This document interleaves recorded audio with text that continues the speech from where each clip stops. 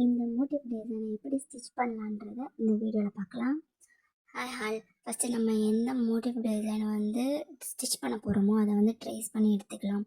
நீங்கள் ட்ரேஸ் பண்ணுறது ஃபோனில் ட்ரேஸ் பண்ணலாம், இல்லை அவங்க ஃப்ரீ ஹேண்டாகவும் ட்ரேஸ் பண்ணலாம் நீங்களே. ஃபஸ்ட்டு நான் இதை வந்து மொபைலில் ட்ரேஸ் பண்ணி எடுத்திருக்கேன். இதை நான் ட்ரேஸ் பண்ணிவிட்டு என்ன பண்ணியிருக்கேன்னா, ஃபஸ்ட்டு எடுத்தோடனே டிசைன் ஸ்டார்ட் பண்ணாமல் ஃபஸ்ட்டு வந்து ஃபுல்லாக ஃபில் பண்ணக்கூடாது. ஃபில் பண்ணாமல் நம்ம வந்து அவுட்டர் லைனை ஃபில் பண்ணிக்கிறோம். ஏன்னா இதை வந்து நான் வந்து சில்க் த்ரெட்டில் ஃபுல்லாக ஃபில் பண்ண போகிறேன். அதனால் நான் அவுட்லைனை வந்து ஷேப் வர்றதுக்காண்டி நான் அவுட்லைனை சில்க் த்ரெட்டில் செயின் ஸ்டிச் மாதிரி சின்ன சின்னதாக கொடுத்துக்கிறேன். ஃபஸ்ட்டு இதை இந்த மாதிரி ஃப்ளவர் டிசைன், சின்ன சின்னதாக மோட்டிவ் டிசைனில் எந்த மோட்டிவ் டிசைனாக இருந்தாலும், லீஃபாக இருக்கட்டும், ஃப்ளவராக இருக்கட்டும், ஏதோ சம்திங் ஏதோ ஒன்று, அதில் வந்து நீங்கள் வந்து டிசைன் போடுறீங்கன்னா ஃபஸ்ட்டு நீங்கள் வந்து அவுட்டர் லைனை ப்ராப்பராக நீங்கள் ஸ்டிச் பண்ணிக்கோங்க. அப்போ தான் வந்து நீங்கள் உள்ளே ஃபில் பண்ணும்போது உங்களுக்கு ஈஸியாக இருக்கும். அது மாதிரி ஹேண்டில் பண்ணுறதுக்கும் நம்மளுக்கு ஈஸியாக இருக்கும். நம்ம சில்க் த்ரெட்டில் அவுட்லைன் கொடுக்குறோம், சில்க் த்ரெட்டில் ஃபில்லிங் பண்ணுறோன்னா ரொம்ப ஸ்லோவாக நிறுத்தி நிதானமாக பண்ணுங்க. ஏன்னா சில்க் த்ரெட்டை வந்து ஹேண்டில் பண்ணுறது கொஞ்சம் கஷ்டமான ஒரு விஷயம். அதை வந்து நம்ம பொறுமையாக நிதானமாக போட்டோன்னா கண்டிப்பாக நம்மளால் ஸ்டிச் பண்ண முடியும். ஓகேங்களா? அது மாதிரி ஷார்ப்பான எட்ஜஸ்லாம் வரும்போது அது வந்து நம்ம எந்த ஷார்ப்பான எட்ஜஸ் வரும்போது அதில் வந்து ப்ராப்பராக நம்ம ஸ்டிச்சு ஸ்மால் சைஸில் தான் கொடுக்கணும். ஏன்னா அந்த எட்ஜஸ் வந்து அதுக்கப்புறம் அது ப்ராப்பராக இருக்காது. நம்ம பெருசாக செயின் ஸ்டிச் கொடுத்தோன்னா அது வந்து நம்மளுக்கு ப்ராப்பராகவே இருக்காது. ஓகேங்களா? நீங்கள் பொறுமையாக நிதானமாக போடுங்க, உங்களுக்கு நல்லாவே வரும். இந்த ஃப்ளவர் மோட்டிஃபில் நான் எப்படி வந்து எட்ஜஸ் வந்து கவர் பண்ணியிருக்கேன் அப்படின்றத நீங்கள் பார்த்து நிதானமாக பார்த்துட்டு அதுக்கப்புறம் ஸ்டிச் பண்ண ஸ்டார்ட் பண்ணுங்கள். இதே மாதிரி தான் நீங்கள் வந்து எந்த டிசைனாக இருந்தாலுமே ஃபஸ்ட்டு நீங்கள் வந்து அவுட்டர் லைனை ஃபில் பண்ணிவிட்டு அதுக்கப்புறம் உள்ளே வந்து ஃபில் பண்ணிங்கன்னா உங்களுக்கு வந்து டிசைன் வந்து கொஞ்சம் நீட்டாக இருக்கும். ட்ரேஸிங்கை பொறுத்த வரைக்கும் நான் இதை வந்து ஃபோனில் தான் ட்ரேஸ் பண்ணி எடுத்திருக்கேன். நீங்களும் ஃபோன்லேயே ட்ரேஸ் பண்ணி எடுத்துக்கலாம். இல்லைனா நீங்கள் வந்து உங்களுக்கு வரைய தெரியும்னா நீங்கள் வந்து ஓனாகவே வரைஞ்சி கூட இந்த டிசைனை வந்து நீங்கள் வந்து ஸ்டிச் பண்ண ஸ்டார்ட் பண்ணலாம். இந்த மாதிரி ஸ்டிச்சஸை வந்து நான் ஃபுல்லாக அந்த ஃப்ளவர் ஃபுல்லாக அவுட்லைனில் நான் கொடுத்துக்கிறேன். அதுக்கப்புறம் உள்ளே ஃபில் பண்ணுறது எப்படின்றத ஸ்டெப் பை ஸ்டெப்பாக நான் உங்களுக்கு சொல்கிறேன். இப்போது ஃப்ளவர் ஃபில்லிங் நம்ம பார்க்கலாம். ஃப்ளவர் ஃபில்லிங்கில் வந்து நான் இப்போ வீடியோவில் காட்டுற மாதிரி நீங்கள் நிதானமாக வீடியோ பார்த்துட்டு அதுக்கப்புறம் ஸ்டிச் பண்ண ஸ்டார்ட் பண்ணுங்கள். நான் எப்படி ஸ்டார்ட் பண்ணிங்கன்னா, நான் அந்த ஃப்ளவரோட எட்ஜிலேருந்து ஸ்டார்ட் பண்ணி எடுத்திருக்கேன். எட்ஜிலேருந்து ஸ்டார்ட் பண்ணி ஸ்மால் ஸ்டிச்சஸ் வந்து அதில் கொடுத்து அதை கவர் பண்ணிவிட்டு அப்புறம் கொஞ்சம் லாங்காக ஸ்டிச் போகும்போது என்ன பண்ணணும்னா, லாங்காகவே ஸ்டிச்சு கொடுக்காம ஒரு லாங் ஸ்டிச் கொடுத்து சின்னதாக ஒரு லாக் பண்ணிவிட்டு அதுக்கப்புறம் ஒரு ஷார்ட், அதுக்கப்புறம் ஒரு லாக், திரும்ப மேலே வந்து ஒரு ஷார்ட், அதுக்கப்புறம் ஒரு லாக் பண்ணிவிட்டு அதுக்கப்புறம் லாங் ஸ்டிச் கொடுங்க. இப்படி கொடுக்கும்போது என்ன ஆகும்னா நம்மளுக்கு வந்து அந்த ஃப்ளவர் ஃபுல்லாமே கவர் ஆகிடும். இல்லைன்னா நீங்கள் வந்து நம்ம வந்து லாங் ஸ்டிச் மட்டுமே அதில் கொடுத்துட்டு இருந்தோன்னா என்ன ஆகும்னா நம்மளுக்கு வந்து கேப்லாம் விழ ஆரம்பிக்கும். நம்மளுக்கு வந்து ஃபேப்ரிக் அடியில் ஃபேப்ரிக்கோட கலர் வந்து அதில் தெரிய ஆரம்பிக்கும். நம்ம ஒர்க் பண்ணது வந்து நீட்டாகவே இருக்காது. ஓகேங்களா? நீங்கள் வந்து அதனால் என்ன பண்ணணும், ஸ்லோவாக ஸ்டிச்சஸை வந்து பொறுமையாக போடுங்க. ஏன்னா சில்க் த்ரெட்டை வரைக்கும் வந்து நம்மளுக்கு வந்து அதில் வந்து லைட்டாக பிசிறு வரலாம், நீடியில் வந்து பிடிச்சி இழுக்கலாம். அந்த மாதிரி நம்மளுக்கு வந்து புதுசாக பழகும்போது ரொம்ப கஷ்டமாகவே இருக்கும் இல்லையா? அதனால் நீங்கள் வந்து பொறுமையாக நீட்டாக வந்து சில்க் த்ரெட்டில் நான் எப்படி ஸ்டிச் பண்ணியிருக்கணும் அதே மாதிரி ஒரு லாங் ஸ்டிச், ஷார்ட்டு, அதுக்கப்புறம் திரும்ப மேலே வந்து ஷார்ட் ஸ்டிச் கொடுத்துட்டு அதுக்கப்புறம் லாங் ஸ்டிச் கொடுத்து அப்படி ஃபில் பண்ணுங்கள். இந்த ஃபில்லிங் வந்து உங்கள் வந்து நீங்கள் போடுற ஃப்ளவரை வந்து நல்லா அழகாகவே காட்டும். இதில் ஒரு விஷயம் என்னென்னா, நான் இதில் வந்து ரவுண்டு சர்க்கிள், இப்போ சென்டரில் ஒரு கேப் இருக்கு இல்லையா, அதில் நீங்கள் வந்து ரவுண்டு சர்க்கிள் வரைஞ்சிக்கோங்க. நான் வரையலை. நான் ஏன் வரையலைன்றது நான் சொல்கிறேன். இந்த ஃப்ளவர் டிசைன் இந்த ஸ்டிச்சு முடித்ததுக்கப்புறம் நான் உங்களுக்கு அது ஏன் வரையலை நான் சொல்கிறேன். இப்போது உங்களுக்கு வந்து ரவுண்டு இது வரைஞ்சிட்டு நீங்கள் வந்து அந்த ரவுண்டை வந்து ஒரு பாயிண்ட்டாக வச்சுட்டு அதுலேருந்து ஸ்டிச் பண்ணி எடுத்து நீங்கள் கொண்டு வந்தீங்கன்னா உங்களுக்கு பார்க்குறதுக்கு நல்லாவே இருக்கும். நான் ஏன் வரையலைன்றதை சொல்கிறேன். இப்போ எனக்கு வந்து என்னென்னா, கீழே வந்து கொஞ்சம் எம்போஸ்டாக தெரியணும். நான் வந்து இந்த ஸ்டிச் போடுறேன். அதனால நான் வந்து எனக்கு அந்த ஃப்ளவரோட எட்ஜஸை நான் வந்து கணக்கு பண்ணி நான் வந்து ஸ்டிச் பண்ணிகிட்ருக்கேன். நான் வந்து ஒரு ரேண்டமாக தான் இந்த ஸ்டிச்சஸை நான் போட்டுட்ருக்கேன். ஓகேங்களா?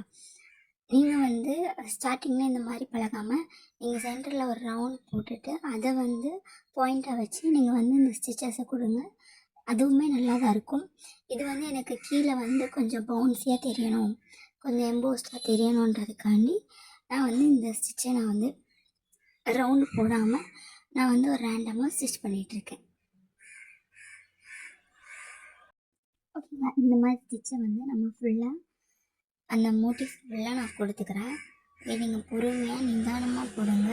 அந்த ஸ்டிச்சஸை நல்லா தெளிவாக பார்த்துட்டு போடுங்க. அப்போ உங்களுக்கு கொஞ்சம் ஈஸியாக ஒரு கிளாரிஃபிகேஷன் கிடைக்கும். நம்ம இப்போது ஏன் அவுட்டர் லைனில் நான் செயின் ஸ்டிச் கொடுக்க சொன்னேன்றதுக்கு இப்போ சொல்கிறேன். இப்போ நீங்கள் ஒரு லாங் ஸ்டிச் கொடுத்துட்டு அந்த அவுட்டரில் ஒரு சின்னதாக லாக் பண்ணிவிட்டு திரும்ப எடுக்கும்போது அந்த ஷேப் வந்து ப்ராப்பராக வரும். அதுக்காண்டி தான் நம்ம வந்து இந்த மாதிரி ஒர்க் பண்ண சொன்னது. ஃபஸ்ட்டே வந்து ஒரு ஸ்டிச்சஸ் வந்து அவுட்டரில் கொடுத்துட்டு அதுக்கப்புறம் வந்து உள்ளே ஃபில்லிங் பண்ணும்போது நம்மளுக்கு வந்து நீட்டாக ஒரு ஃப்ளவர் டிசைன் கிடைக்கும்.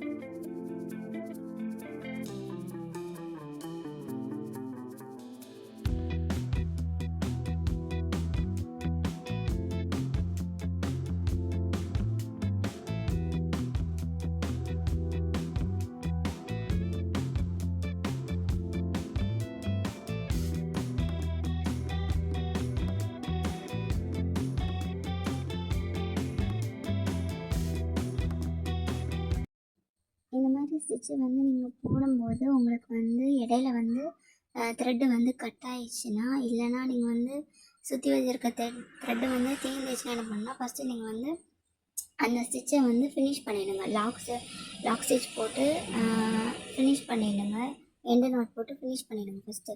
ஃபினிஷ் பண்ணிவிட்டு அதுக்கப்புறம் அகெயின் நீங்கள் திரும்ப ஸ்டார்ட் பண்ணுங்கள்.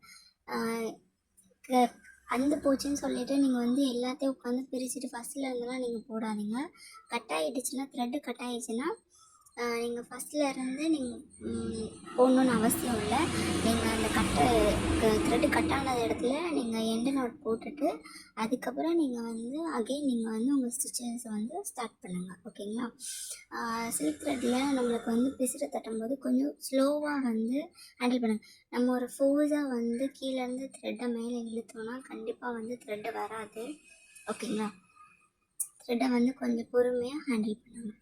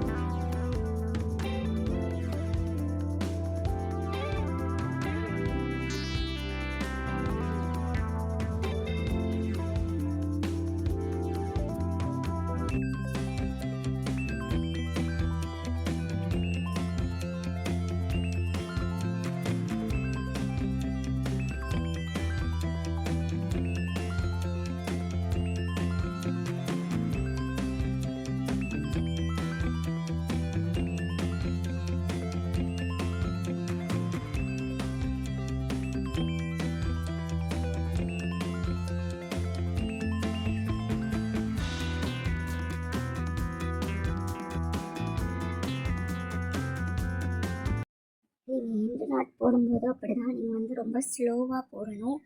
ஏன்னா சில த்ரெட்டில் நம்ம டக்குன்னு கட் ஆகிடும் இல்லையா, அதனால் வந்து எண்டு நாட் போடும்போது ஸ்லோவாக நிதானமாக நீங்கள் பொறுமையாக போடுங்க. அவசரமாக வேண்டாம். ஏன்னா அப்புறம் நம்ம போட்டதெல்லாம் ஸ்பாயில் ஆகிடும். அந்த ஏஜ்னா மொத்தமாக நூல் கூட உருவிட்டு வரதுக்கு சான்சஸ் இருக்குது. அதனால் பொறுமையாக நீங்கள் எண்டு நாட் போட்டு ஃபினிஷ் பண்ணிவிடுங்க அந்த டிசைனை. நான் ஃபஸ்ட்டு ஸ்டார்டிங்கில் சொன்னேன் இல்லையா, நான் உள்ளே வந்து ரவுண்டு சர்க்கிள் நான் வரையாமல் இந்த டிசைன் போட்டிருக்கேன். இது போட்டதுக்கு காரணம் என்னென்னா, எனக்கு இந்த மாதிரி கீழே எம்போஸ்டாக கிடைக்கிறதுக்கு நான் அதுக்கப்புறம் ரவுண்டு டிசைன் போட்டு அதுக்கப்புறம் இதே மாதிரி ஸ்டிச்சஸ் கொடுத்துருக்கேன் கீழே மட்டும். இப்போ நம்ம கொடுத்தோம்ல அதே சேம் ப்ரொசீஜர் தான். நீங்கள் இதை வந்து மேலே வரைக்கும் கொடுக்காம கீழே மட்டும் சின்னதாக ஒரு மிட் பாயிண்ட் அளவுக்கு மட்டும் கொடுத்தா போதும். நான் சர்க்கிள் சின்னதாக சர்க்கிள் வரைஞ்சிட்டு அதுக்கப்புறம் நான் கொடுத்துருக்கேன். உங்களுக்கு பார்த்தாலே தெரியும் அந்த எட்ஜில் மட்டும் கொஞ்சம் பவுன்ஸாக இருக்கிற மாதிரி. ஏன்னா நான் அதை நம்ம உன்னிப்பாக கவனிச்சா தெரியும். ஃபோனில் வீடியோஸில் தெரியுதா எனக்கு தெரியல, ஆனால் நேரில் பார்க்கும்போது அது கொஞ்சம் லுக்காக அட்ராக்டிவாக இருக்கிற மாதிரி இருக்கும். அதுக்கப்புறம் நான் இப்போ வந்து ஒரு பிங்க் கலர் ஷேட் எடுத்திருக்கேன்னா அதுக்கு லைட் ஷேடில் நான் வந்து உள்ளே வந்து பட்டன் ஹோல் ஸ்டிச்சஸ் இருக்குல்ல அந்த மாதிரி நம்ம கொடுத்துக்கலாம். கொடுத்துட்டு அந்த இப்போ ஒரு லாங் ஸ்டிச் கொடுத்து அதை லாக் பண்ணாமல் நம்ம கீழே இழுத்துட்டு வந்தோம்னா அது பார்க்குறதுக்கு அந்த ஃப்ளவரில் இன்னொரு ஷேடு கலந்த மாதிரி இருக்கும். டபுள் ஷேடில் ஒரு ஃப்ளவர் இருக்கிற மாதிரி இருக்கும். இது ரேண்டமாக நீங்கள் ஒரு கேப் விட்டு நீங்கள் போட்டு ஒரு சின்ன சின்ன கேப் போட்டிருக்கேன். நீங்கள் அதே மாதிரி ஃபாலோ பண்ணி நீங்கள் போட்டுக்கோங்க. ரொம்ப பக்கத்தில் போடணுன்னு தேவை கிடையாது. கொஞ்சம் ஒரு ஸ்டிச்சு 2 ஸ்டிச்சு தள்ளி நீங்கள் போட்டிங்கன்னா பார்க்குறதுக்கு ரொம்பவே அழகாக இருக்கும். அது மாதிரி இந்த ஸ்டிச்சு போடும்போதும் நீங்கள் வந்து ரொம்ப ஸ்லோவாக போடணும். ஏன்னா நீங்கள் லாக் பண்ணாமல் இழுத்துட்டு வரும்போது த்ரெட்டு கட் ஆகும். அதனால வந்து ரொம்ப ஸ்லோவாக நிறுத்தி நிதானமாக இந்த ஸ்டிச்சஸ் நீங்கள் போடுங்க. ஓகேங்களா? நான் எப்படி ஸ்டிச் பண்ணுறேனோ அதே மாதிரி நீங்கள் ஸ்டிச் பண்ணி ப்ராக்டிஸ் பண்ணுங்கள். அப்படி ப்ராக்டிஸ் பண்ணும்போது கொஞ்சம் உங்களுக்கு ஈஸியாகவே இருக்கும். இதை வந்து உங்களுக்கு வரலைன்னா ஃபஸ்ட்டு வந்து நீங்கள் செப்ரேட்டாக சும்மா ஒரு நார்மல் ஃபேப்ரிக்லேயே வந்து சும்மா பட்டன் ஸ்டிச் போட்டு ப்ராக்டிஸ் பண்ணிவிட்டு அதுக்கப்புறம் அந்த ஸ்டிச்சை வந்து இந்த ஃப்ளவரில் வந்து நீங்கள் போட்டு பாருங்கள். ப்ராக்டிஸ் பண்ணும்போது உங்களுக்கு வந்து ஈஸியாகவே இந்த ஸ்டிச்சஸ்லாம் உங்களுக்கு வர ஆரம்பிச்சிடும். இந்த ஸ்டிச் போடும்போது கண்டிப்பாக நீங்கள் வந்து நீடிலேருந்து த்ரெட்டை வந்து வெளியே வராத அளவுக்கு பார்த்துக்கோங்க. ஏன்னா நீடிலேருந்து நீங்கள் த்ரெட்டை ஒன்ஸ் எடுத்துட்டிங்கன்னா உங்களுக்கு ரொம்ப கஷ்டமாக இருக்கும். நீங்கள் அடுத்தடுத்த ஸ்டிச்சை வந்து லைட்டாக பிரித்து விட்டுட்டு திரும்ப போகிற மாதிரி இருக்கும். ஏன்னா பிகினர் லெவலில் இருக்கிறவங்களுக்கு அது கன்ஃபியூஸ் ஆகி ஃபஸ்ட்லேருந்து நீங்கள் ஸ்டிச் எல்லாமே ரிமூவ் பண்ணிவிட்டு திரும்ப ஃபஸ்ட்லேருந்து போகிற மாதிரி இருக்கும். அதனால் கொஞ்சம் ஸ்லோவாக நீடியில் அந்த த்ரெட்டை வந்து இருக்கிற மாதிரி அப்படியே போடுங்க. அப்போ தான் உங்களுக்கு வந்து ஈஸியாக இருக்கும்.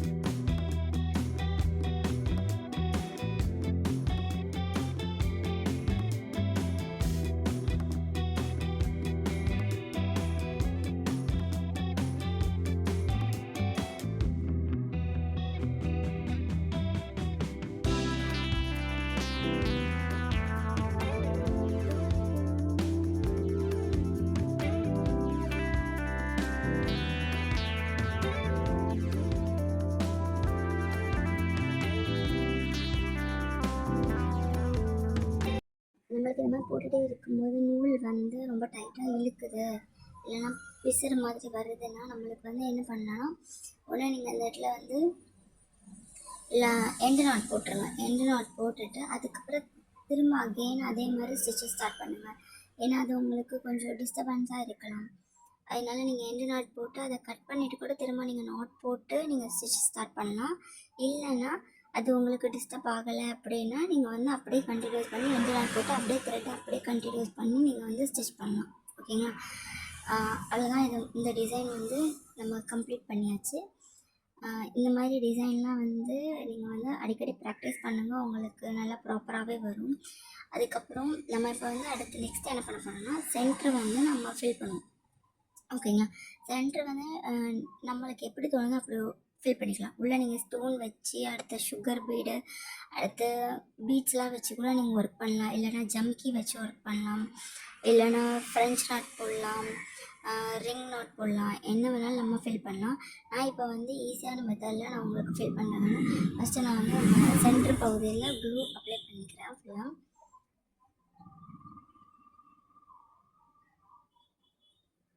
அப்ளை பண்ணதுக்கப்புறம் என்ன பண்ணுறேன்னா, நம்மகிட்ட இருக்கிற மைக்ரோ பீட் அல்லது சுகர் பீடில் நான் வந்து அந்த ஃப்ளவருக்கு மேட்சிங்கான பீட் எடுத்து நான் அதில் வந்து சர்க்கிளில் அந்த ஸ்ப்ரெட் பண்ணி விட்டுட்டேன். நான் சும்மா நார்மலாக ரேண்டமாக ஸ்ப்ரெட் பண்ணி தான் விட்டுருக்கேன். உங்களுக்கு பார்த்தாலே தெரியும். அதை போய் ரேண்டமாக அதை கொஞ்சம் ப்ரெஸ் பண்ணி அமைக்கி விட்டிங்கன்னா பார்க்குறதுக்கு அந்த இடம் எம்போஸ்டாகவே தெரியும். ஏன்னா நம்ம வந்து அதை ஸ்டிச் பண்ணல, நம்ம வந்து க்ளூ போட்டு ஒட்ட தான் செய்கிறோம். அப்போது அது ஸ்டோன் அந்த பீட்ஸ் வந்து எப்படின்னா ஒவ்வொன்றும் ஒவ்வொரு ஷேப்பில் இருக்கும்போது உங்களுக்கு வந்து அது எம்போஸ்டாக பார்க்குறதுக்கு நல்லாவே இருக்கும். இந்த டிசைனும் நீங்கள் ட்ரை பண்ணலாம்.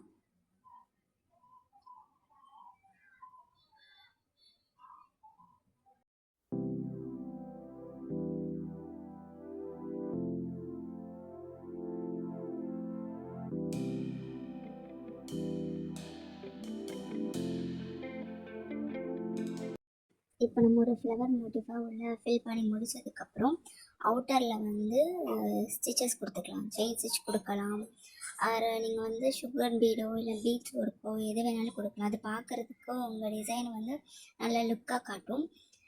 நீங்கள் அப்படியே விட்டிங்கன்னா அது வந்து ஒரு மாதிரி அன்ஃபினிஷ்டாக இருக்கும். அதனால் நீங்கள் வந்து இந்த மாதிரி நீங்கள் வந்து உங்கள் ஸ்டிச்சஸை வந்து கம்ப்ளீட் பண்ணிவிடுங்க. அவுட்டர் லைனில் நான் வந்து ரொம்ப சிம்பிளாக செயின் ஸ்டிச் கொடுத்தே கம்ப்ளீட் பண்ணியிருக்கேன்.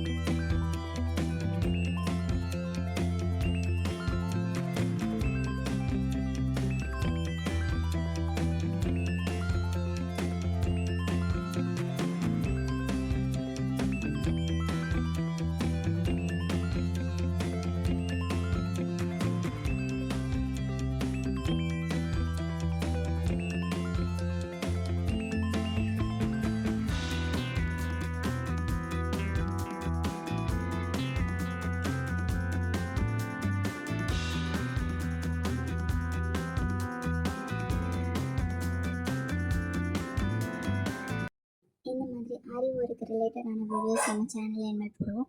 உங்களுக்கு இந்த வீடியோஸ் பிடிச்சிருந்துச்சுன்னா என்னோட சேனலை சப்ஸ்கிரைப் பண்ணிக்கோங்க. இந்த வீடியோவில் ஏதாவது டவுட் இருந்துச்சுன்னா கமெண்ட் பண்ணுங்கள். நான் நெக்ஸ்ட் வீடியோவில் கிளியர் பண்ணுறேன். Okay, thank you all. Happy learning.